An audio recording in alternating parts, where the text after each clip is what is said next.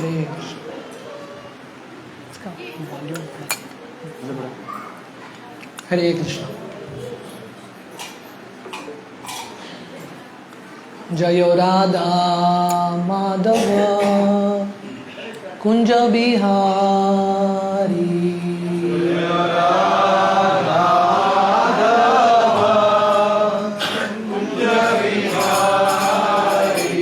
जय राधा माधव कुंज बिहारी।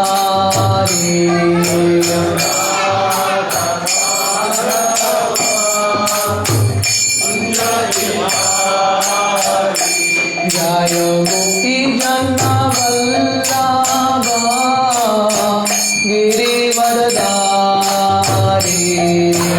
गोपी जन वल्लभ गिरिवरधारी। जय गोपी जन वल्लभ गिरिवरधारी। गोपी जन वल्लभ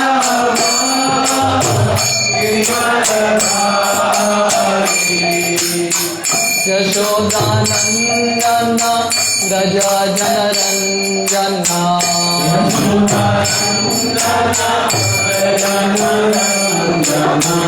यशोदानंदन गज जनरंजन।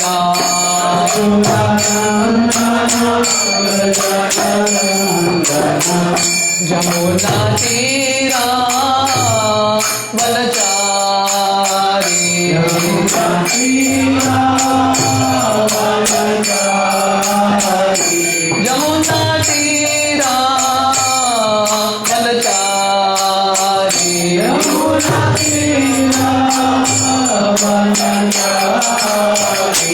जय राधा माधव कुंज बिहारी।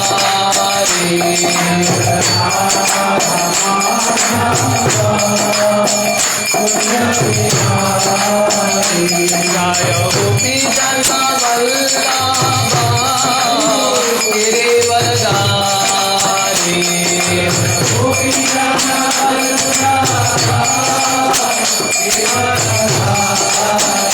जय गोपी जन वल्लभ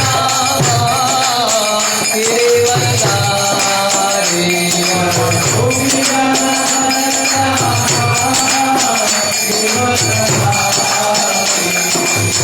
यशोदानंदन गज जनरंजन।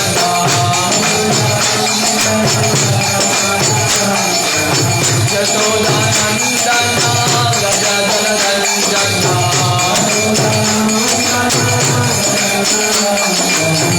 यमुना तीरा वनचारी।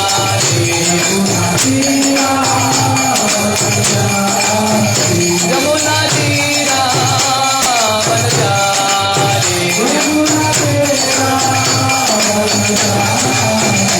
जय राधा माधव कुंज बिहारी।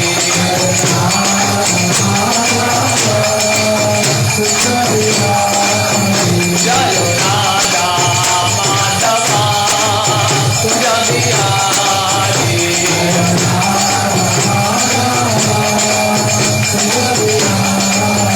जय Radha Madhav Kunj Bihari.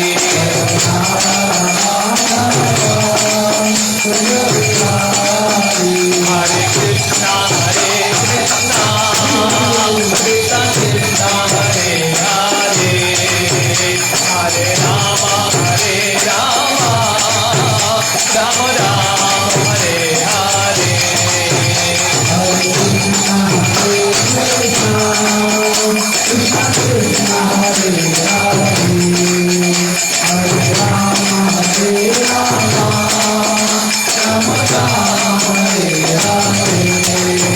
Hare Krishna Krishna Krishna Hare Hare। Hare Rama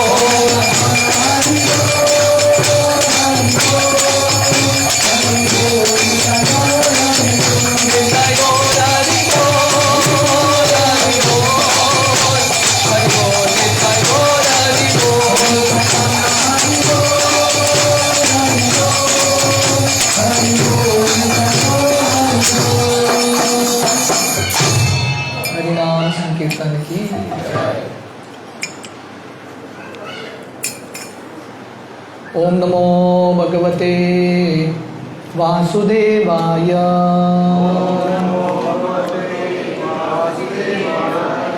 ओम नमो भगवते वासुदेवाय।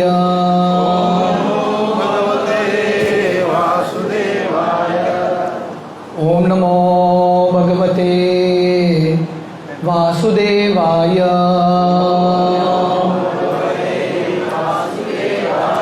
नारायणं नमस्कृत्य नरं चैव नरोत्तमं देवीं सरस्वतीं व्यासं ततो जाय मुदीरये। नष्टप्रायेषु अभद्रेषु नित्यं भागवत सेवया भगवती उत्तम श्लोके भक्तिर्भवति नैष्टिकी। कृष्णाय वासुदेवाय देवकी नंदनाय च नंदगोपकुमाराय गोविंदाय नमो नमः। नमो पंकजनाभाय नमो पंकजमालिने नमो पंकजनेत्राय नमस्ते पंकजांग्रये। हरे कृष्णा। तो बहुत अच्छा लग रहा है यहाँ पे तालेगांव में कमलेश्वर दत्त मंदिर में सत्संग में उपस्थित होके। तो ये जो जगह है हम बचपन से यहीं पे बड़े हुए थे। तालेगांव तो अभी बदल गया है, सिटी की तरह हो गया है, पर ये जो हिस्सा है पहला जैसा था वैसा ही है एज इट इज़। तो बहुत अच्छा लग रहा है कि जिस स्थान पे हम बड़े हुए थे वो स्थान के लोग अभी जुड़ रहे हैं, सीरियसली ले रहे हैं कृष्ण महामृत को। गोपाल स्मरण प्रभु बहुत अच्छा प्रचार कर रहे हैं और यहाँ का जो टीम है केशव प्रभु, रामदास प्रभु, भैरा प्रभु काफ़ी मेहनत करके ये जो सत्संग है बढ़ रहा है, तो बहुत अच्छा लग रहा है। तो चैतन्य महाप्रभु का ये आशा था, पृथ्वी ते आचे यत नगर आदि ग्राम सर्वत्र प्रचार होई बे मोरा नाम। तो चैतन्य महाप्रभु जो वही कृष्ण कलयुग में चैतन्य महाप्रभु के रूप में आते हैं, उन्होंने एक घोषणा किया था, भविष्यवाणी की थी कि पृथ्वी के हरेक नगर हरेक गांव में हरे कृष्ण महामंत्र का प्रचार होगा। तो वो गांव में तालेगांव भी है कि नहीं? तो बहुत अच्छा लग रहा है कि आप लोग इतना मेहनत करके यहाँ पे सत्संग कर रहे हैं।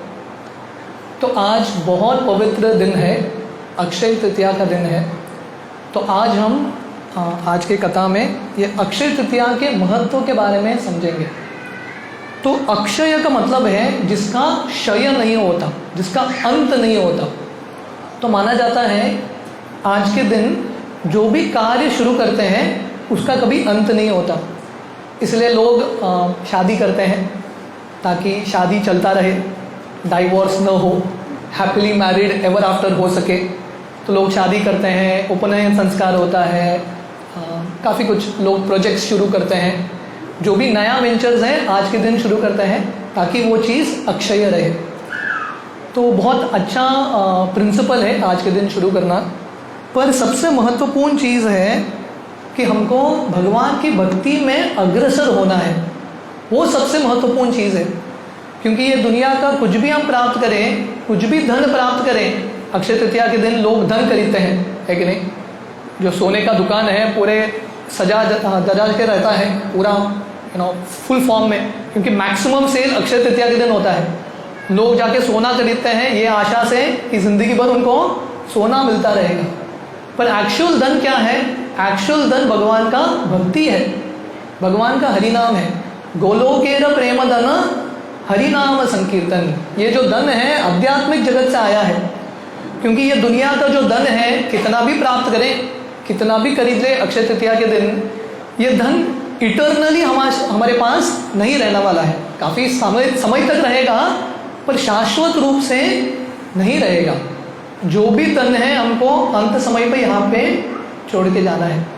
इसलिए बुद्धिमत्ता है जो सबसे महत्वपूर्ण चीज़ है उसको प्राप्त करना। इसलिए भक्त जो भी ऐसे तिथि आते हैं इसका उपयोग करते हैं भगवान की भक्ति में अग्रसर होने के लिए। कैसे मैं भक्ति में अग्रसर हो सकूं? तो आज का दिन बहुत महत्वपूर्ण दिन है। आप में से जो लोग हरिनाम जप नहीं कर रहे हैं, तो this is a very very nice day to start chanting. ऐसा कोई है यहाँ पे जो माला नहीं कर रहे हैं? अब तक माला नहीं कर रहे हैं? ठीक है, तो हम एंड में माला सिखाएंगे और आप सब लोग माला कीजिए। आप माला करते हैं? You all chant? तो नहीं करते हैं तो हम आपको माला सिखाएंगे। तो आज का ये कैरी होम मैसेज है, जाते हुए माला लेके जाना है। और आज से होता है तो समय है तो आज ही यहाँ पे जब शुरू करेंगे। आपका जब आज ही प्रारंभ हो जाएगा और आज से आप कंटिन्यूसली कर सकते हैं। ये हमारा अक्षय चीज़ है भगवान की भक्ति। इसलिए चैतन्य महाप्रभु जब जगन्नाथपुरी में रहते थे सन्यासी के रूप में, तो चैतन्य महाप्रभु ने घोषणा किया, भक्त चैतन्य महाप्रभु को उनके घर प्रसाद के लिए बुलाते थे। सन्यासी थे, भगवान थे, उनको प्रसाद के लिए बुलाते थे। तो चैतन्य महाप्रभु बोले जो लखपति हैं उनके घर में प्रसाद के लिए जाऊंगा, जो लखपति है। तो सब भक्त सोचने लगे हमारे पास तो पैसा नहीं है तो भगवान हमारे घर नहीं आएंगे। तो भगवान बोले लखपति का डेफिनेशन क्या है? जो भगवान का हरि नाम 1,00,000 बार लेता है वो लखपति है कि नहीं? तो सही में हमको धनी बनना है तो क्या करना है? भगवान की भक्ति, भगवान के हरि नाम में इन्वेस्ट करना है। सो दिस इज ये बहुत महत्वपूर्ण चीज़ है अक्षय तृतीया के दिन। तो जैसा मैं बता रहा था, आज के दिन बहुत सारे लीलाएं होती हैं, lot of past times that happen on this day. तो वर्णन आता है आज के दिन सत्य युग, या थोड़े लोग बोलते हैं त्रेता युग का प्रारंभ आज के दिन होता है, अक्षय तृतीया के दिन। तो वर्णन आता है गंगा का प्राकट्य अक्षय तृतीया के दिन होता है। आज के दिन गंगा आती है धरती पे। तो ये कहानी हम जानते हैं, शास्त्रों में आता है, एक राजा थे जिनका नाम था सगर महाराज, राजा सगर। तो एक बार वो 99 अश्वमेध यज्ञ करते हैं। तो एक अश्वमेध यज्ञ करना बहुत कठिन होता है, आसान नहीं है। वो घोड़े को पूरे दुनिया में भ्रमण कराना पड़ता है, और जब हर व्यक्ति, हर प्रांत का जो राजा है स्वीकार करता है ये व्यक्ति सम्राट बन सकता है, वही व्यक्ति अश्वमेध यज्ञ कर सकता है। तो ऐसा एक नहीं 99 अश्वमेध यज्ञ करते हैं सगर महाराज। जब 100वां अश्वमेध यज्ञ, 100th अश्वमेध यज्ञ करने वाले थे, उस समय इंद्र इनसिक्योर बन जाते हैं।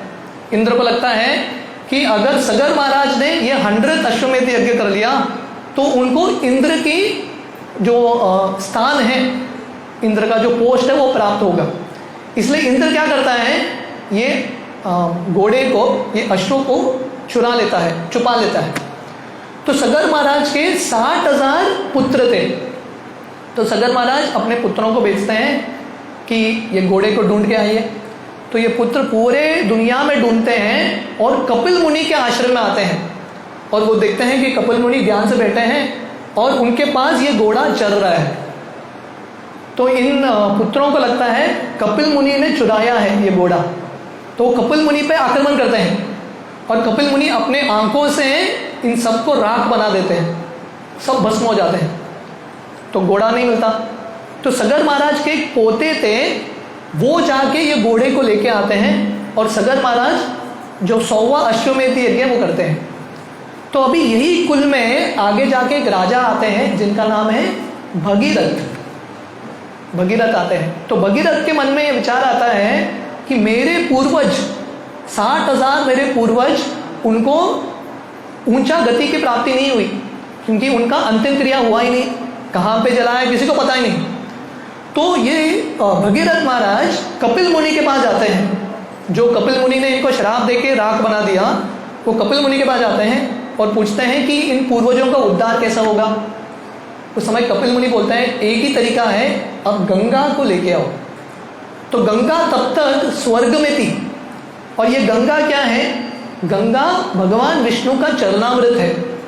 जब भगवान वामन देव के रूप में आते हैं, भगवान के एक अवतार हैं वामन देव, तो जब वामन देव के रूप में आते हैं, उनका जो पैर है ब्रह्मांड के आवरण को छेद करता है और ब्रह्मांड के आगे एक कारण सागर है, उसको बोलते हैं कॉजल ओशन, कारण सागर।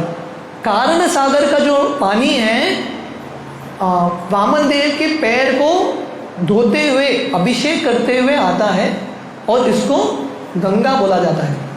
तो गंगा क्या है? भगवान का चरणामृत, इसलिए गंगा का एक नाम है विष्णुपदी।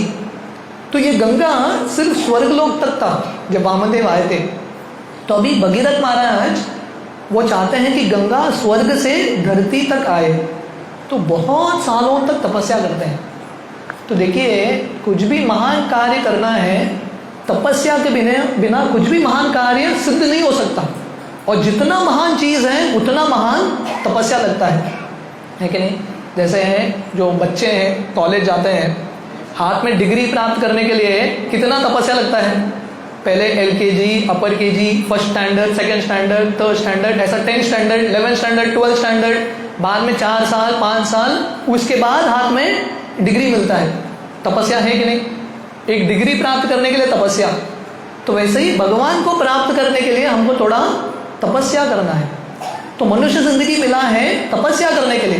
तपो दिव्यम पुत्रकायेन सत्वम, ऋषभदेव अपने पुत्रों को बोलते हैं कि मनुष्य जिंदगी किसके लिए है? तपस्या करने के लिए। तो भगीरथ महाराज तपस्या करते हैं और विष्णु प्रसन्न होते हैं, और विष्णु गंगा को बोलते हैं कि आप चले जाइए धरती पे। तो अभी गंगा तैयार है आने के लिए, पर अभी प्रॉब्लम क्या है? गंगा बोलती है मेरा वेग इतना रहेगा, मैं सीधा धरती को छेद करके पाताल लोक में चली जाऊंगी, मेरे वेग को कौन सहेगा? तो फिर से प्रॉब्लम, गंगा तैयार हो गई, फिर भी और एक प्रॉब्लम आ गया, कौन ये गंगा के वेग को सहेगा? तो फिर से भगीरथ महाराज शिव जी को प्रसन्न करते हैं, और शिव जी प्रसन्न होकर बोलते हैं मैं अपने सर पे, अपने जटाओं पे गंगा को धरूंगा। तो ये जो गंगा है शिव जी के सर पे गिरता है। तो इससे शिव जी दिखा रहे हैं कि कैसे वो भगवान के भक्त हैं। क्या स्वीकार कर रहे हैं? उनके सर के ऊपर गंगा, और ये गंगा क्या है? भगवान का चरणामृत। तो शिव जी, वो आपने पिक्चर देखा होगा ना, गंगा आती है शिव जी के सर से, जटाओं से। तो शिव जी दिखा रहे हैं कैसे वो भी भगवान के भक्त हैं, वो भी भगवान का जो चरणामृत है अपने सर पे। तो ऐसा कर करके पूरे भारत भूमि में ये गंगा आती है, गोमुख से लेके पूरे भारत प्रांत तक गंगा आती है। तो ये जो गंगा में जाके हम स्नान करते हैं, जिसका दर्शन करके हम पवित्र होते हैं, वो गंगा किसकी वजह से आती है? भगीरथ मुनि के तपस्या से। इनफैक्ट इसके बीच में और एक घटना होती है, जब गंगा बह रही है पूरे गति के साथ, एक ऋषि थे जिनका नाम था जानु मुनि। तो जानु मुनि के आश्रम को बहा के लेके जाती है गंगा। तो जानु मुनि को इतना गुस्सा आता है, वो गंगा को पी लेते हैं। तो भगीरथ राजा चल रहे हैं आगे, उनको लग रहा है गंगा पीछे आ रही है, पीछे मुड़ के देखते हैं कि गंगा ही नहीं है। तो पता चलता है जानु ऋषि ने गंगा को पी लिया। तो फिर से भगीरथ महाराज जाके जानु ऋषि से प्रार्थना करते हैं, और उनके कानों से गंगा आती है। इसलिए गंगा का एक नाम है जानवी, जानु ऋषि की पुत्री के समान है। एक्चुअली आने वाले संडे 8 में जानु सप्तमी है, जिस दिन जानु ऋषि के कान से गंगा प्रकट होती है उसको जानु सप्तमी बोलते हैं, आने वाले संडे है। तो इस तरह से फाइनली गंगा आती है, और भगीरथ महाराज के जो पूर्वज हैं, 60,000 जो पूर्वज थे, उनके राग को धोते हुए चली जाती है। इसलिए जब किसी का देहांत होता है, वो अस्थि जाके गंगा में बहते हैं। तो गंगा क्या है? विष्णु का चरणामृत। जैसे गया में एक जगह है विष्णुपदी, अपने पूर्वजों को ऊंचा गंतव्य स्थान देना है, तो विष्णुपाद में गया में जाके पिंड अर्पण करते हैं। तो देखिए, पिंड क्या है? भगवान का प्रसाद अपने पूर्वजों को दे रहे हैं। तो कहने का मतलब है, अगर हमको हमारा उद्धार करना है और हमारे पूर्वजों को उद्धार करना है, तो तरीका एक ही है, भगवान की भक्ति। अगर हम भगवान का आश्रय नहीं लेंगे, हम किसी का उद्धार नहीं कर पाएंगे। तो इस तरह से भगीरथ महाराज पूरे भारत भूमि में गंगा लेके आते हैं। तो वैसे ही शिला प्रभुपाद जो इस्कॉन के फाउंडर आचार्य हैं, प्रभुपाद ने भी बहुत संघर्ष करके ये जो भक्ति का आंदोलन है सिर्फ भारत में नहीं, भारत के बाहर भी लेके गए। भगीरथ महाराज सिर्फ गंगा को भारत तक लेके आए, पर प्रभुपाद ये जो भक्ति का गंगा है भारत में नहीं, भारत के बाहर भी। तो इस्कॉन का जो प्रचार है, हरे कृष्ण महामंत्र का प्रचार, विग्रहों का जो स्थापना, भगवद गीता बांटना, अभी पूरे दुनिया में इस्कॉन कर रहा है। और इसका श्रेय जाता है शिला प्रभुपाद को। शिला प्रभुपाद का कॉन्ट्रीब्यूशन था, भारत की संस्कृति को बाहर तक लेके गए शिला प्रभुपाद। तो ये शिला प्रभुपाद का कॉन्ट्रीब्यूशन है। और जैसे भगीरथ महाराज की जिंदगी में काफ़ी अड़चने आई, ऐसा नहीं कि तुरंत उनको सफलता मिला, वैसे ही शिला प्रभुपाद को ये इस्कॉन स्थापना करने के लिए बहुत अड़चन आए। प्रभुपाद को जब वो ऑलमोस्ट 24 साल के थे, उस समय उनके गुरु महाराज ने ये आदेश दिया था कि आप पाश्चात्य देश में जाके प्रचार करो, वेस्टर्न कंट्रीज में प्रचार करो। पर प्रभुपाद एक्चुअल प्रचार कर पाए अमेरिका में 1966 में, मतलब 40 साल संघर्ष करते रहे। इनफैक्ट आज झांसी में आज के दिन प्रभुपाद ने शुरू किया था, अक्षय तृतीया के दिन, ये आशा करते हुए अक्षय तृतीया के दिन जो शुरू करेंगे चलता रहेगा। पर भगवान की कृपा से वो लीग ऑफ डिवोटीज पूरा फेल हो गया। पर प्रभुपाद निराश नहीं हुए, प्रभुपाद फिर से शुरू किया। तो इससे हमको समझ में आता है भक्ति के मार्ग में अड़चन आएंगे, पर अड़चन के बावजूद हमको भक्ति करते रहना है, ये भक्ति नहीं छोड़ना है। बाकी चीज छुटा किया नहीं किया चलेगा, पर ये जो महामंत्र है, ये जो भक्ति है, रेगुलर सत्संग में आना, नित्यम भागवत सेवया, रेगुलरली आना। इसलिए हमने बिल्कुल आपके पास ये केंद्र खोला है कि नहीं। हमारे अल्फ्रेड प्लाजा में भी सत्संग चलता है, पर बहुत सारे लोग वहाँ तक नहीं आ पाते, इसलिए हम अलग अलग जगह पे कर रहे हैं, होता ना। तो कभी कभी पेशेंट जनरली डॉक्टर के पास जाना चाहिए, बट पेशेंट जब इतना बीमार होता है डॉक्टर को आना पड़ता है कि नहीं। इसलिए शिला प्रभुपाद ने इस्कॉन के केंद्र हर एक जगह पे खोला है ताकि पास में ही लोग आ सके। तो अगर आप लोग आते रहेंगे ऐसे सत्संग में और भगवान का भक्ति हरि नाम करते रहेंगे, तो जो लोग नहीं कर रहे हैं आज के दिन शुरू कर सकते हैं और उसको कंटिन्यू कर सकते हैं, तब हमको सफलता मिलेगा, वी विल गेट सक्सेस। तो गंगा का प्राकट्य आज के दिन होता है, और आज के दिन गोवा के लिए बहुत महत्वपूर्ण दिन है, क्योंकि आज परशुराम जयंती है कि नहीं। परशुराम जी का प्राकट्य, जैसे दत्तात्रेय भगवान के एक अवतार हैं, तो वैसे ही परशुराम जी भगवान के एक अवतार हैं। और परशुराम का अवतार किसके लिए होता है? क्षत्रियों का संहार करने के लिए, दुष्ट दमन शक्ति। तो एक कहानी आती है, परशुराम के माता पिता का नाम था जामदग्नि और रेणुका देवी। तो ये सब कहानियाँ बच्चों को पता होना चाहिए।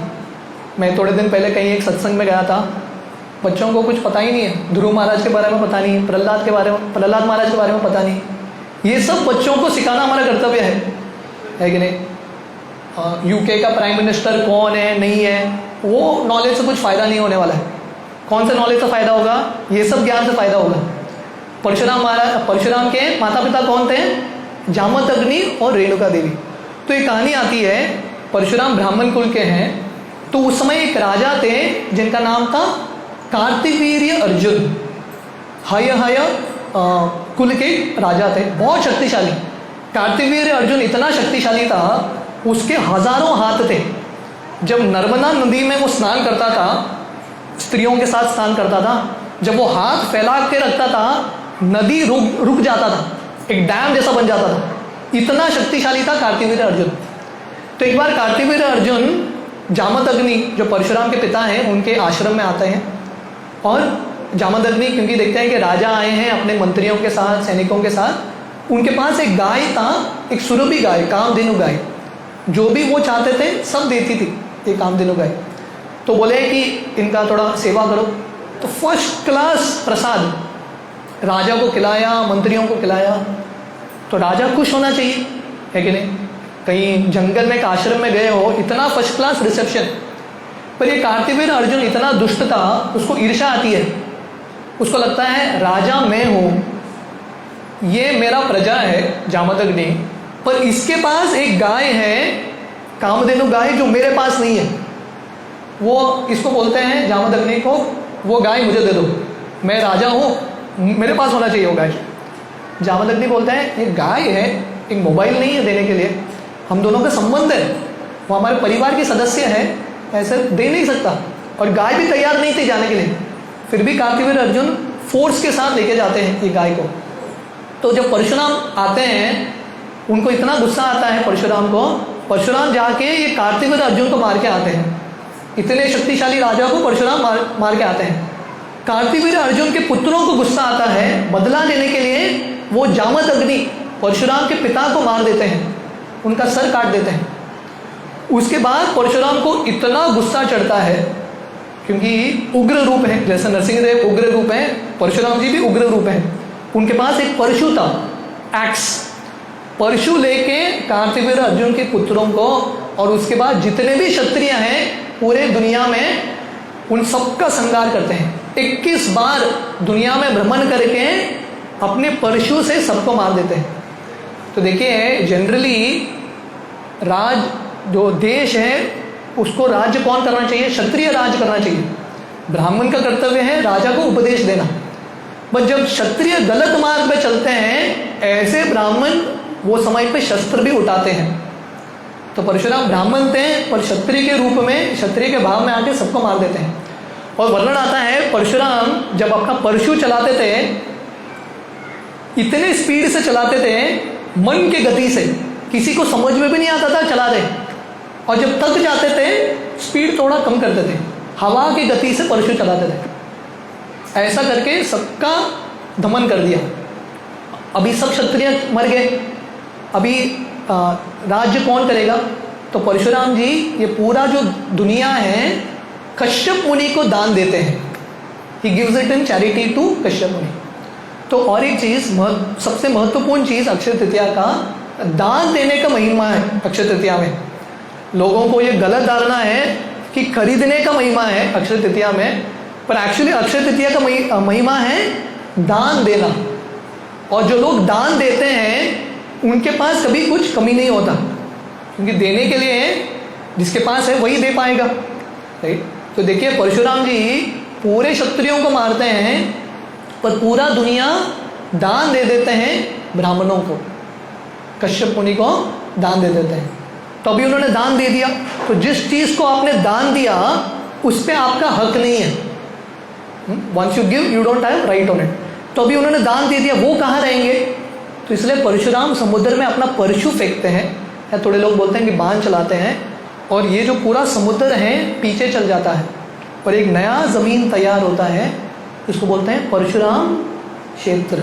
ये पूरा जो कोंकण एरिया है, और कन्याकुमारी केरला से लेके महाराष्ट्र के एक भाग तक, ये पूरा एरिया पहले नहीं था, परशुराम ने शुरू किया।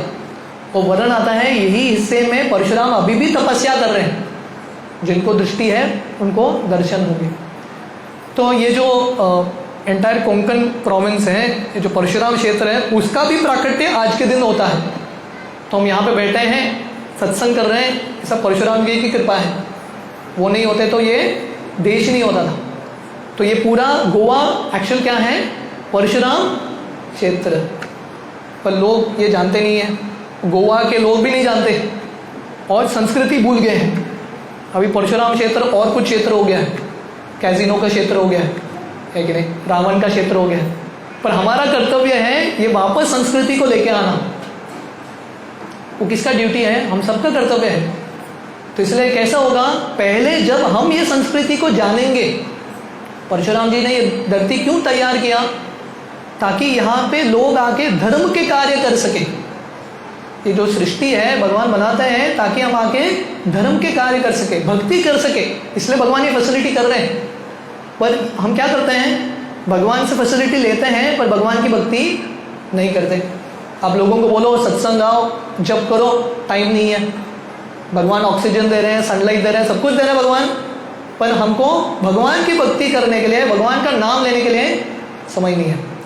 इसलिए हमको ये परशुराम क्षेत्र को वापस, जो ओरिजिनल ग्लोरी है, वापस लेके आना है और हमारा कर्तव्य है। अगर ऐसा प्रयास होता रहेगा, अब सब लोग आते रहेंगे, धीरे धीरे ये परिवर्तन होगा, राइट। तो ये जो कहानी है आज के दिन होता है।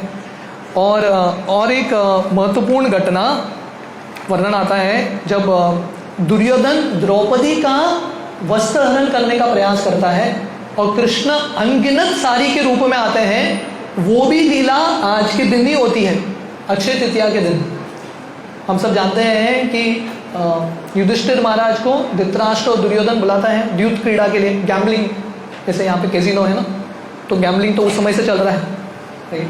तो ये गैम्बलिंग कौन करता है? शकुनी, दुर्योधन जैसे लोग गैम्बलिंग करते हैं। तो उन्होंने युधिष्ठिर महाराज को बुलाया। युधिष्ठिर महाराज तो जाना नहीं चाहते थे, पर वरिष्ठ धृतराष्ट्र ने बुलाया है, सम्मान करके गए। बोलिए, क्योंकि युधिष्ठिर महाराज चैंटिंग में एक्सपर्ट हैं, गैम्बलिंग में तो एक्सपर्ट नहीं है कि नहीं, सब कुछ खो लिया। बाद में दुर्योधन बोलता है, अरे एक अभी भी है, द्रौपदी है, द्रौपदी को लगाओ दाव पे। तो युधिष्ठिर महाराज बोलते हैं ठीक है, क्या करें। तो दुशासन खींच के लाता है द्रौपदी को, बड़ी सभा, शायद वो मेरा मदद करेंगे, पर कोई मदद नहीं करता। सब अपना सर नीचे डाल देते हैं। भीष्म की तरफ देखती है, द्रोण की तरफ देखती है, कोई मदद नहीं करता। उस समय द्रौपदी समझ जाती है कि ये दुनिया में मेरा एक ही व्यक्ति है जो बचा सकता है, मेरा एक ही पति है। वो कौन है? कृष्ण। तो ये साक्षात्कार आज नहीं तो कल हम सबको आएगा। हम सब अलग अलग भ्रम में हैं कि लोग मेरा मदद करेंगे, मेरे पति, मेरे बच्चे, मेरे ये, मेरे वो मदद करेंगे, पर सबसे मुख्य समय पे कोई हमको मदद नहीं करेगा। हमको मदद करने वाले सिर्फ कृष्ण हैं। पर जो व्यक्ति हमको मदद करने के लिए तैयार हैं, उनके बारे में हम जानते भी नहीं हैं, उनको हम पुकारते भी नहीं हैं। इसलिए द्रौपदी हमको सिखा रही है कि कैसे हमको ये प्रैक्टिस करना है। कृष्ण गीता में बोलते हैं, अंतकाले च मामेव स्मरन् मुक्त्वा कलेवरम यः प्रयाति समद्भावम याति नास्ति अत्र संशय। भगवान बोलते हैं जो अंत समय पे मेरा स्मरण करेगा वही मेरा प्राप्ति करेगा। पर भगवान को अंत समय पे पुकारना है, जिसने प्रैक्टिस किया है वही कर सकता है। द्रौपदी भगवान को पुकार पाती है क्योंकि उसकी जिंदगी भर उसने प्रैक्टिस किया है, भगवान का स्मरण करने का प्रैक्टिस किया है, तो ऑटोमेटिकली भगवान का नाम आता है। तो वैसे ही हमारी ज़िंदगी में जब हम अलग अलग कष्टों से गुजरते हैं, जो जैसे दुशासन खींच रहे हैं द्रौपदी के साड़ी को, तो वैसे हमारा संघर्ष माया के साथ चल रहा है। और माया बहुत शक्तिशाली है। कृष्ण गीता में बोलते हैं, देवी हैष गुणमयी मम माया दुरत्यया। ये माया को पार करना असंभव। जैसे द्रौपदी को दुशासन का क्या शक्ति था, 10,000 हाथी का शक्ति, और द्रौपदी तो एक अबला स्त्री है, उसके सामने द्रौपदी का कुछ भी शक्ति नहीं था। वैसे ही माया के सामने हमारा कुछ भी शक्ति नहीं है। पर कृष्ण ये श्लोक में बोलते हैं, देवी हैष गुणमयी मम माया दुरत्यया मामेव ये प्रपद्यन्ते मायामेतं तरन्ति ते। कृष्ण बोलते हैं ये माया को पार करना असंभव है, बहुत कठिन है, पर जो लोग मेरा आश्रय लेते हैं उनके लिए संभव है। तो इसलिए इंपॉर्टेंट है भगवान का आश्रय लेना। और ये प्रैक्टिस हम रोज करते हैं। जब हम हरे कृष्ण महामंत्र का जप करते हैं, यही प्रैक्टिस है। जैसे द्रौपदी कृष्ण को पुकारती है, वैसे ही ये महामंत्र करते हुए हमको भगवान को पुकारना है, भगवान आप आके बचाइए, मैं ये भवसागर पे गिर चुका हूँ, आप आके मेरा उद्धार कीजिए। और कृष्ण आज के दिन ये अद्भुत अवतार में आते हैं। भगवान के अनेक सारे अवतार हैं, भगवान का ये स्पेशल अवतार है साड़ी के रूप में, अनंत अनगिनत साड़ी के रूप में आते हैं द्रौपदी के मान को बचाने के लिए। तो इसलिए हम भगवान का आश्रय लेंगे प्रामाणिकता से, निश्चित रूप से भगवान आके हमको बचाएंगे। तो ये कहानी आज के दिन होती है। और एक महाभारत के संबंधित कहानी है, अक्षय पात्र की कहानी। तो पांडवों को सूर्यदेव ने एक अक्षय पात्र दिया था। ये अक्षय पात्र का खासियत है कि ये अन्न जितना चाहिए देगा, जितना चाहिए अन्न देगा। जब तक द्रौपदी नहीं खाती तब तक अन्न देता रहेगा। अगर द्रौपदी ने खा लिया, उस दिन तक, उस दिन का कोटा समाप्त, अगला दिन फिर से शुरू। जैसा होता है ना मोबाइल में, एवरीडे 2 GB डेटा होता है, जो भी है, खत्म हो गया तो अगला दिन फिर से रिन्यू होता है, 12 o'clock के बाद रिन्यू होता है। तो वैसे ही अक्षय पात्र का ऐसा एक स्कीम था। तो पांडवों को ये अक्षय पात्र मिला था। और पांडव ये अक्षय पात्र से क्या कर रहे थे? लोगों का सेवा। तो जैसे मैं बता रहा था, जो लोगों का कल्याण करता है, भगवान और देवी देवता भी मदद करते हैं। तो युधिष्ठिर महाराज का इच्छा था, मुझे लोगों को दान करना है, मुझे लोगों को खिलाना है, विद्यार्थी को प्रसाद खिलाना है। तो इसलिए युधिष्ठिर को ये अक्षय पात्र मिलता है। और जब युधिष्ठिर वन में भी थे, राज्य चला गया, सब कुछ चला गया, फिर भी अक्षय पात्र था और फिर भी लोगों का सेवा कर रहे थे, ये विद्यार्थियों का सेवा कर रहे थे। तो एक बार एक कहानी आती है कि दुर्योधन दुर्वासा मुनि को पांडवों के पास भेजते हैं। अभी पांडव वन में है, वो दुर्वासा मुनि को प्रसन्न करके दुर्योधन बोलता है कि आप पांडवों के पास जाओ, और कब जाना? जब द्रौपदी ने खा लिया तभी जाना, और वो भी अकेले मत जाना, अपने सब 60,000 शिष्यों के साथ जाना। तो दुर्वासा मुनि जाते हैं वन में और पांडवों से मिलते हैं और अपने सब शिष्यों के साथ आते हैं। तो अभी युधिष्ठिर महाराज सोच रहे हैं क्या करें, वन में है, अतिथि आए हैं, अतिथि का तो सेवा करना पड़ेगा। तो युधिष्ठिर बोलते हैं ठीक है, आप स्नान करके आओ नदी में, तब तक हम प्रसाद तैयार करते हैं। तो द्रौपदी को टेंशन आ गया है कि नहीं, हस्बैंड ऑर्डर देते हैं, वाइफ को टेंशन आता है कहाँ से करें। तो द्रौपदी सोच रही है आज मैंने तो खा लिया, अक्षय पात्र कुछ देगा नहीं। तो द्रौपदी क्या करती है? कृष्ण को पुकारती है। तो जैसे मैं बोल रहा था, ये हमारा ट्रेनिंग होना चाहिए। बाकी ट्रेनिंग हुआ नहीं हुआ चलेगा, ट्रेनिंग क्या है? हर एक परिस्थिति में भगवान को पुकारना, यही ट्रेनिंग हमको मिलना चाहिए। हम देखते हैं कि परीक्षित महाराज की जिंदगी में, जब परीक्षित महाराज माँ के गर्भ में थे तभी उन्होंने भगवान को देखा था, अर्जुन के पोते परीक्षित महाराज। और जब वापस बाहर आते हैं बचपन में, वो कृष्ण की गुड़ियों के साथ ही खेलते हैं, कृष्ण का स्मरण करते रहते हैं। इसलिए जब उनको ये समाचार मिला कि 7 दिन में उनका मृत्यु होगा, परीक्षित विचलित नहीं हुए, डिस्टर्ब नहीं हुए, अरे 7 दिन में मरने वाला हूँ, तुरंत भगवान का आश्रय लेते हैं, सुखदेव गोस्वामी का आश्रय लेते हैं। तो ये संस्कृति है, ये ट्रेनिंग है, भगवान को पुकारना। तो द्रौपदी कृष्ण को पुकारती है और कृष्ण वहां पे आ जाते हैं, और कृष्ण द्रौपदी को बोलते हैं मैं भूखा हूं। द्रौपदी सोच रही है अरे दुर्वासा मुनि भूखे हैं, उनको हम संतुष्ट नहीं कर पा रहे, अभी आप भी भूखे हैं, आपको क्या खिलाएंगे? तो कृष्ण बोलते हैं थोड़ा अक्षय पात्र में देखो, कुछ तो रहेगा। तो द्रौपदी जाके देखती है, एक दाना था, वो कृष्ण को खिलाती है, और कृष्ण खा के संतुष्ट होते हैं।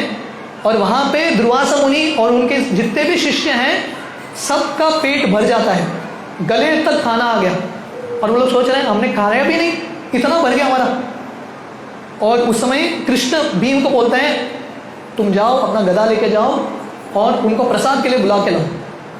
तो भीम को इतना विश्वास है, वो बोलते हैं भगवान घर में तो कुछ बना ही नहीं, भगवान ने बोल दिया चले जाते हैं भीम अपना गदा लेके। दुर्वासा को बोलते हैं चलो आ जाओ प्रसाद रेडी है। तो दुर्वासा मुनि को टेंशन आ जाता है कि अभी मैं वहाँ पे जाऊँगा और प्रसाद नहीं खाऊंगा तो उनको बुरा लगेगा। तो दुर्वासा मुनि बोलते हैं आप जाओ आगे, मैं आता हूँ पीछे, और वहीं से भाग जाते हैं। तो यहाँ से ये और एक महत्वपूर्ण सीख है, जब हम भगवान का आश्रय, जरूरत है भगवान देंगे। यस्मिन तुष्टम जगत तुष्टम, हम भगवान को संतुष्ट करेंगे, सब व्यक्ति संतुष्ट हो जाएंगे, एवरीवन विल बी हैप्पी। अलग अलग लोगों को संतुष्ट करने की जरूरत नहीं है, सिर्फ हमको भगवान को संतुष्ट करना है। वर्णन आता है अभी भी उडुपी में, उडुपी मठ गए आप लोग, उडुपी में ये अक्षय पात्र जो सूर्यदेव ने पांडवों को दिया था, वो अभी भी उडुपी मठ में है। तो इसलिए वो उडुपी मठ में कभी अन्न का कमी नहीं होता, कोविड हो कुछ भी हो, वहाँ पे अन्न बढ़ता रहता है। लाखों लोग आए, जितने भी लोग आए, कभी प्रसाद की कमी नहीं होती। तो हम इस्कॉन में भी देखते हैं, पूरे दुनिया भर हमारे इतने सारे केंद्र हैं, और 50 साल से ज़्यादा इस्कॉन फूड फॉर लाइफ खाना बांट रहा है। कोविड के फेज में पूरे इंडिया में मिलियंस ऑफ मिलियंस लोगों को हमने खाना खिलाया, पूरे दुनिया में कभी कमी नहीं हुआ। क्यों? क्योंकि जो भगवान की भक्ति करता है उसकी ज़िंदगी में भगवान देते हैं। यत्र योगेश्वर कृष्ण तत्र पार्थ धनुर्धर तत्र श्रीर विजयो भूतिर ध्रुवा नीतिर मतिर्ममा। भगवान बोलते हैं जो भगवान की भक्ति करते हैं उनकी ज़िंदगी में कभी कमी नहीं होता। तो इनफैक्ट ये और एक बहुत सुंदर कहानी है, सबसे मधुर कहानी पूरे कृष्ण लीला की, कृष्ण सुदामा का मिलन, वो आज के दिन ही होता है, अक्षय तृतीया के दिन। अक्षय तृतीया के दिन सुदामा निकलते हैं कृष्ण से मिलने के लिए। ये विस्तार में ये बहुत बड़ा कहानी है, इसके पीछे बहुत सारे मर्म है, पर हम देखते हैं कि सुदामा इतने प्रामाणिक भक्त थे, उनके घर में खाने के लिए कुछ नहीं था, भगवान उनके सबसे बेस्ट फ्रेंड, पर घर में खाने के लिए कुछ नहीं, फिर भी सुदामा का खासी लोगों से सुदामा से सीखते हैं। भगवान के भक्त मतलब जो भी आता है स्वीकार करते हैं भगवान का प्रसाद के रूप में, ये भक्त का लक्षण है। सो सुदामा को कभी कष्ट नहीं हुआ, अपने गरीबी में जी रहे थे, बहुत प्रसन्न थे। इसलिए अगर किसी को संतुष्ट रहना है, धन की आवश्यकता नहीं है, किसकी आवश्यकता है? भक्ति की आवश्यकता है।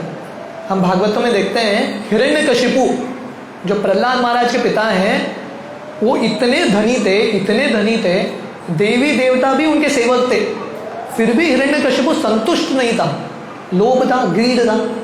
पर सुदामा घर में कुछ भी नहीं है पर संतुष्ट है, क्योंकि उनके पास कृष्ण है। तो जिनके पास भगवान होते हैं ऑटोमेटिकली व्यक्ति संतुष्ट रहता है। धन की जरूरत नहीं है सुख प्राप्त करने के लिए, किसकी जरूरत है? कृष्ण की जरूरत है। जैसे मछली है, मछली को सुखी रहना है, खुश रहना है, तो क्या चाहिए मछली को? पानी चाहिए, बस सरल जिंदगी है, और किसी चीज की जरूरत नहीं है। तो वैसे अगर हमको संतुष्ट रहना है तो तरीका क्या है? भगवान की भक्ति। इनफैक्ट ये अध्याय जहाँ पे कृष्ण सुदामा मिलन का वर्णन आता है, वहाँ पे परीक्षित महाराज बताते हैं ये दुनिया के लोग इतना कष्ट करते हैं सुख प्राप्त करने के लिए, इतना मेहनत करते हैं सुख प्राप्त करने के लिए, पर ये दुनिया में हमको सुख मिलता है कि दुख मिलता है? दुख ही मिलता है कि नहीं? अगर किसी का इच्छा है BMW कार खरीदना है, वो कार खरीदने के लिए कितना संघर्ष है, बहुत संघर्ष करना पड़ता है कि नहीं? 10 साल रगड़ के संघर्ष करो, बाद में कार मिलता है। और कार में बैठने के बाद 1 दिन आनंद, 2 दिन आनंद, कितना सुख मिलेगा? तो हम मेहनत करते हैं ये दुनिया में सुख प्राप्त करने के लिए, सुख नहीं मिलता। पर परीक्षित महाराज बोलते हैं दुनिया में सुखी रहना है तो क्या करना है? भगवान की भक्ति। और भगवान की भक्ति मतलब जैसे आप लोग आते हैं साथ में और सत्संग करते हैं, भगवान का कथा सुनते हैं, उसमें ही हम प्रसन्नता प्राप्त करेंगे, विल बी हैप्पी। परीक्षित महाराज 7 दिन में उनका मृत्यु होने वाला था, बट जब शुभदेव गोस्वामी से भागवतम सुनते हैं, मृत्यु के बारे में, अपने सब कष्टों के बारे में भूल गए, कुछ फर्क नहीं पड़ा उनको, अलग ही एक लेवल पे चले गए वो। तो इसलिए जब हम समय देते हैं भगवान को, भगवान की कथा को, भगवान के कीर्तन को, हम ऐसे शांति का अनुभव करेंगे। तो सुदामा जी इतने संतुष्ट थे, फिर भी उनकी पत्नी, उनको बुरा लगता है, पति से प्रेम है, वो बोलती है नहीं नहीं आप जाओ कृष्ण से मिल के आओ, कृष्ण से कुछ मांग के आओ, आपके परम मित्र हैं। बार बार बोलती रहती है, बार बार बोलती है, पर सुदामा जी बोलते हैं नहीं नहीं मैं कृष्ण से कुछ मांगूंगा नहीं। तो देखिए सुदामा जी हमको सिखा रहे हैं कि कैसे हमको भगवान के पास जाके कुछ मांगना नहीं है। लोग भगवान के पास जाते हैं किसके लिए? मुझे ये दे दो, वो दे दो। लोग यहाँ से जाते हैं तिरुपति, किसके लिए? बालाजी से कुछ मांगने के लिए। ऐसा कोई व्यक्ति है जो भगवान के पास जाके, जो भी है तीर्थस्थली, बद्रीनाथ हो, तिरुपति हो, कहीं पे भी जाके भगवान को बोलता है भगवान आपने जो दिया ना उसके लिए धन्यवाद। कोई व्यक्ति है जो जाके धन्यवाद बोलता है। हम मंदिर में जाते हैं सिर्फ अपना लिस्ट लेके जाते हैं, भगवान को हम धन्यवाद नहीं बोलते। तो सुदामा जी इतना अपनी पत्नी उनकी बोल रही थी जाओ जाओ जाओ भगवान से मांगो, भगवान से मांगो, सुदामा जी तैयारी नहीं है जाने के लिए।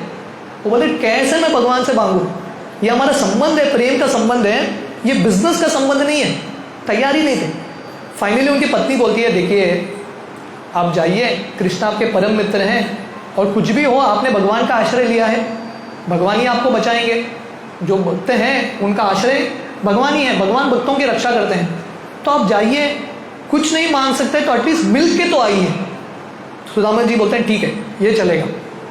तैयार होते हैं, निकलते हैं, किसके लिए? भगवान से कुछ मांगने के लिए नहीं, किसके लिए जाते हैं? मिलने के लिए जाते हैं। बस भगवान का दर्शन होगा, बस उतना ही। और वो भी खाली हाथ नहीं जाते, घर में कुछ भी नहीं था, पर अड़ोस पड़ोस से मांग के कुछ पोहा लेके जाते हैं। जब आप भिक्षा मांगते हो जनरली लोग हाई क्वालिटी चीज़ नहीं देंगे। आप किसी से भिक्षा मांगने के लिए जाओगे, जो घर में खराब हुआ चीज़ है, जो उनका काम का नहीं है, वो दे देंगे आपको। आप थोड़ा उपयोग कर लो। तो भिक्षा मांग के गए ये पोहे को, तो कौन सा क्वालिटी का पोहा रहेगा? ये हाई क्वालिटी का पोहा नहीं था, खराब हुआ पोहा था। पर सुदामा जी ये लेके जाते हैं। तो देखिए सुदामा कृष्ण से मांगने के लिए नहीं जाते हैं, कृष्ण को देने के लिए जाते हैं। इसीलिए जब हम भगवान के पास आते हैं, भगवान की भक्ति करते हैं, हमको भगवान से कुछ मांगना नहीं है, हमको भगवान को हमारा प्रेम देना है। निस्वार्थ रूप से हम भगवान को देंगे, भगवान इतना हमको देंगे, हम उसको संभाल नहीं पाएंगे, we will not be able to hold it. So Sudama ji बहुत प्रेम से भगवान का स्मरण करते हुए पूरा यात्रा करते हैं। पोरबंदर, जो लोग गुजरात गए हैं तो वहाँ पे पोरबंदर एक गांव है, पोरबंदर से द्वारका चल के जाते हैं, भगवान कृष्ण का स्मरण करते हुए जाते हैं। और जब द्वारका पहुँचते हैं, द्वारका में अलग अलग गेट था, कोई सिक्योरिटी उनको रोकता नहीं है। क्यों? क्योंकि कृष्ण ने बोल के रखा था ब्राह्मणों को कोई रोकना नहीं, ये संस्कृति है। राजा थे कृष्ण, द्वारकाधीश थे, पर ब्राह्मणों को फ्री एंट्री, कोई उनको रोकता नहीं था। तो सुदामा जी सीधे चले गए अंदर, द्वारका के अंदर, और उन्होंने देखा कि 16,000 महल हैं कृष्ण के। एक महल के अंदर प्रवेश करते हैं और कृष्ण रुक्मिणी जी के साथ बैठे हैं, अपने बिस्तर पे बैठे हैं। रुक्मिणी जी कृष्ण का सेवा कर रही है। कृष्ण सुदामा को देखते ही उड़ जाते हैं और भागे भागे आके सुदामा को आलिंगन करते हैं और लेके जाके उनके सिंहासन पे बैठाते हैं कृष्ण सुदामा को, और उनका चरण धोते हैं। देखिए भगवान कितना प्रेम करते हैं अपने भक्तों से, सुदामा का चरण धोते हैं। वो जो चरणामृत है, हम देख रहे थे, जो गंगा है विष्णु का चरणामृत है। सब लोग जाते हैं गंगा में स्नान करने के लिए क्योंकि विष्णु का चरणामृत है। पर भगवान कृष्ण किसका चरणामृत ले रहे हैं? अपने भक्तों का चरणामृत अपने सर पे डालते हैं और भगवान बोलते हैं मैं शुद्ध हो रहा हूँ इनके चरणामृत से। भगवान को कितना प्रेम है अपने भक्तों से। ऐसे जो अनन्य भक्त हैं तो सुदामा को खिलाते हैं, उनको धूप अर्पण करते हैं, आरती करते हैं। कृष्ण, हम भगवान का आरती करते हैं, यहाँ पे कृष्ण सुदामा का आरती कर रहे हैं। और सुदामा सोच रहे हैं अरे भगवान इतने साल बाद मिल रहे हैं, बचपन में साथ में थे सांदीपनि मुनि के आश्रम में, इतने सालों बाद मिल रहे हैं, फिर भी कृष्ण सुदामा को भूले नहीं, क्योंकि सुदामा निरंतर कृष्ण का स्मरण कर रहे हैं, कृष्ण भी निरंतर सुदामा का स्मरण कर रहे हैं।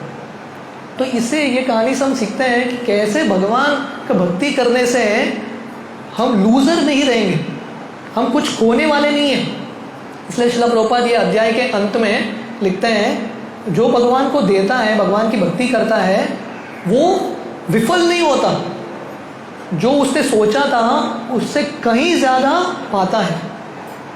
सो सुदामा इतने प्रेम से रहते हैं कृष्ण के साथ, एक पूरा दिन बिताते हैं और कृष्ण याद कर रहे हैं कि कैसे बचपन में सुदामा और कृष्ण ने समय बिताया था, how they were there together.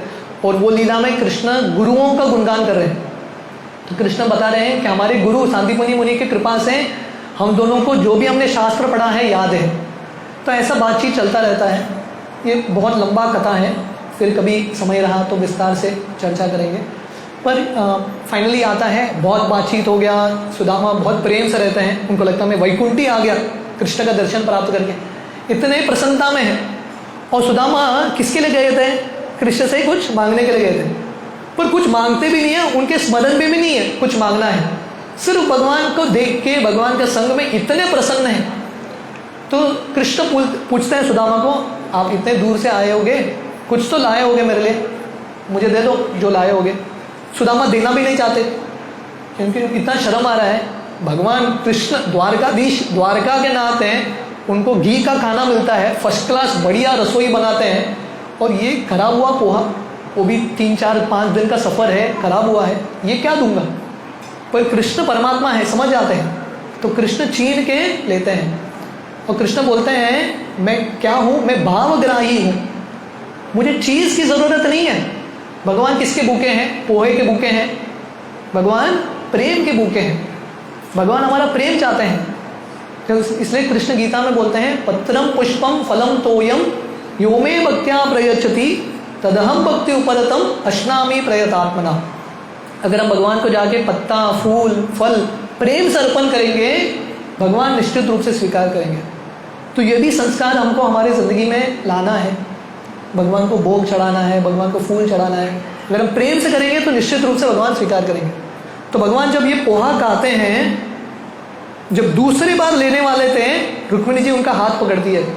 Rukmini ji बोलती है, भगवान आपने ये पोहा खा लिया एक मुट्ठी, सिर्फ इसके लिए ये जन्म और अगले जन्म तक मुझे सुदामा को इतना ऐश्वर्य देना पड़ेगा।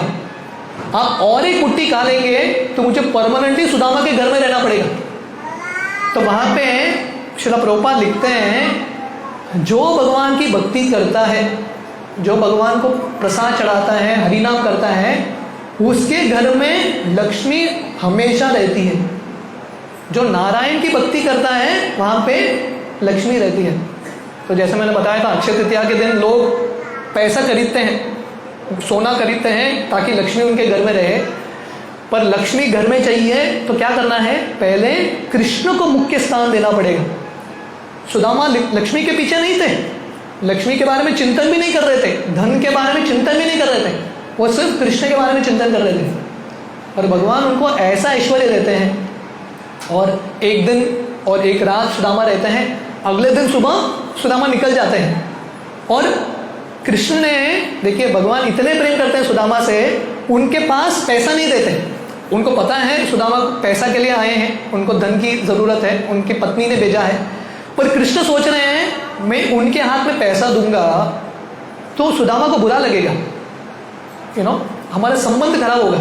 और कृष्ण ये सोच रहे, सुदामा ने इतना प्रेम दिया मुझे, पोहा खिलाया, इतने प्रेम भक्ति भर के ये पोहा खिलाया सुदामा ने, मैं अगर पैसा दूंगा वो प्रेम के सामने, सुदामा के भक्ति के सामने ये जो मेरा धन है कुछ भी नहीं है, कंपैरिजन ही नहीं है।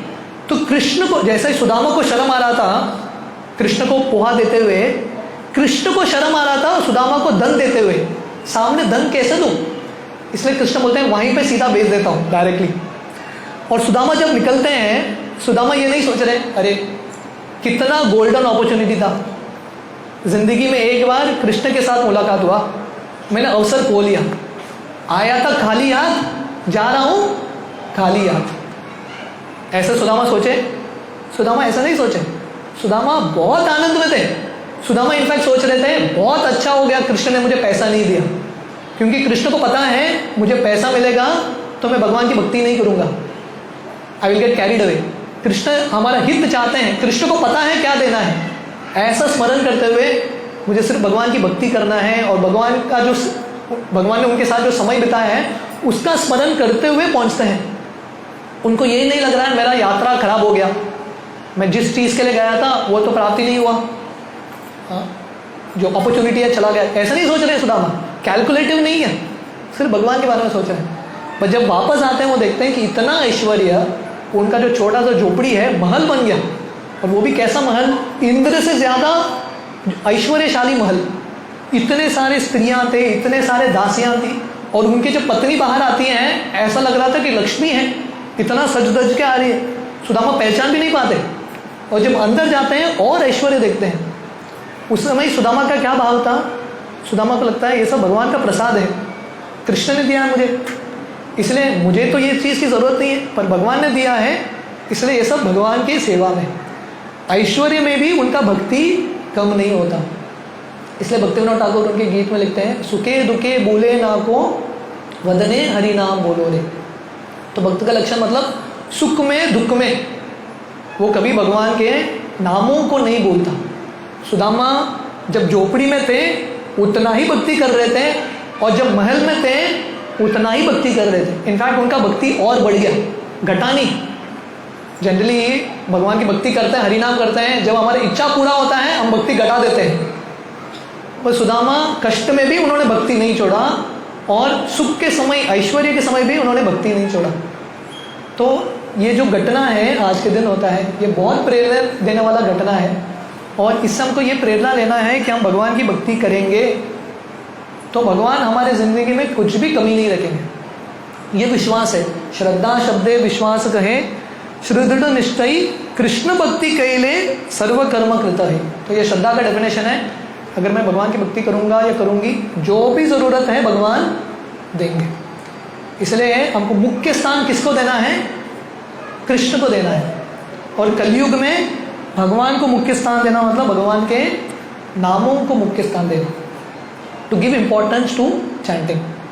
तो जैसे मैंने शुरुआत में बताया, आज के दिन यहाँ से जाते हुए आप लोगों को एक व्रत लेके जाना है कि अगर आप लोग हरि नाम नहीं कर रहे हैं नियमित रूप से, do we have mala, we have mala, we have extra beads, can you just check.